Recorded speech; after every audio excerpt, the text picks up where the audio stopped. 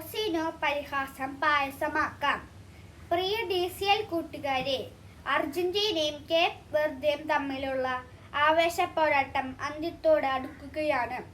അമേരിക്കയിലെ Miami stadium 2026 FIFA world കപ്പിലെ ഏറ്റവും വികാരഭരിതമായ രംഗങ്ങൾക്ക് സാക്ഷ്യം വഹിക്കുകയാണ്.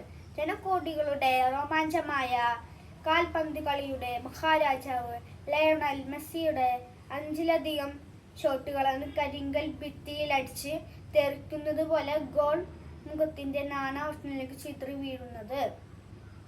അവസാനം അർജന്റീന കഷ്ടിച്ചു കടന്നു കൂടുമ്പോൾ തന്റെ ഏറ്റവും കൂടുതൽ ബോളുകൾ തടഞ്ഞു തീർപ്പിച്ച ആ ഗോൾ കീപ്പറിന് സ്വന്തം ജേഴ്സി ഊരി നൽകി ലയണൽ മെസ്സി ആദരിക്കുകയാണ്. കുച്ചിത്താടിയും ചുളുങ്ങിയ മുഖവുമായി ഒരു മനുഷ്യൻ നിന്ന് കരയുകയാണ്. 5 ലക്ഷത്തിലധികം മാത്രം ജനങ്ങളുള്ള തന്റെ കൊച്ചു രാജ്യത്തിന്റെ വിലാസം ആകാശത്തോളം ഉയർത്തിയ കളിക്കളത്തിലെ ആ കാരണവരുടെ പേര് ജോസിമൻ ജോസെ എവോറഡൈസ് എന്നാണ്.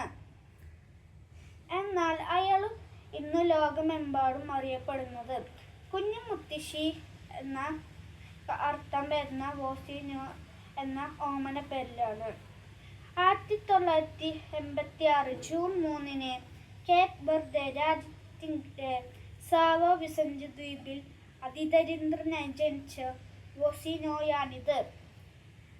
പിതാവ് പട്ടാളത്തിലും അമ്മ കൂലിവേലയ്ക്കും പോയതിനാൽ മുത്തശ്ശനും മുത്തശ്ശിയും വളർത്തിയതിന്റെ പേരിൽ കുന്നി മുത്തശ്ശി എന്ന കളിപ്പേര് സ്വന്തം ഔദ്യോഗിക പേരാക്കി മാറ്റിയ വോസിനോയാണിത്.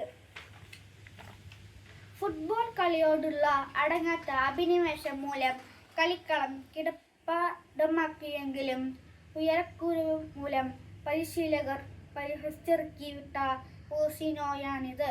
കാൽപന്തുകളിയുടെ വൈഭവം പാദങ്ങളിൽ തുടുതുടുത്തപ്പോഴും ഉപജീവനത്തിനായി ബസ് ഡ്രൈവറായും ഇലക്ട്രീഷ്യനായും കൂലിപ്പണിയെടുത്ത വോസിനോയാണിത്. എന്നാൽ 20-ാം വയസ്സിനു മുന്നേ തന്നെ 6.3 അടി ഉയരം നേടി. Angola, Moldova, Cyprus, Slovakia, Portugal തുടങ്ങിയ നിരവധി രാജ്യങ്ങളുടെ ടീമുകൾ കളിച്ചു ജയിച്ച് 2026 ഫിഫ ലോകകപ്പിന്റെ രോമാഞ്ചമായ സൂപ്പർ ഗോൾ കീപ്പർ വോസിനോയാണിത്. പ്രിയ കൂട്ടുകാരെ, വോസിനോ എന്ന കാൽപന്തുകളിക്കാരൻ തന്റെ കൈകൾ കൊണ്ട് തട്ടിയെറിഞ്ഞത് മെസ്സി ഉൾപ്പെടെയുള്ള ലോക താരങ്ങളുടെ ചട്ടുളി പന്തുകളായിരുന്നു. അല്ലേയല്ല, കളിക്കളത്തിൽ അയാൾ സാഗൂതം സശ്രദ്ധം ഗോൾ മുഖത്ത് മിഴി പൂട്ടാതെ നിന്ന് നാനാവശങ്ങളിൽ നിന്നും പലരും വീശിയടിച്ച പന്തുകൾ കൃത്യമായി തട്ടിമാറ്റിയിട്ടുണ്ട്. എന്നാൽ അതിനു മുന്നേ തന്നെ അയാൾ തന്റെ നേരെ പലരും വലിച്ചെറിഞ്ഞ പരിഹാസത്തിന്റെയും ആക്ഷേപത്തിന്റെയും ആരോപണങ്ങളെ തട്ടിമാറ്റിയിട്ടുണ്ട്. കൗമാരത്തിൽ കളിക്കളത്തിലെ കുള്ളൻ വിളികൾ അയാൾ തെറ്റിത്തെറിപ്പിച്ചു.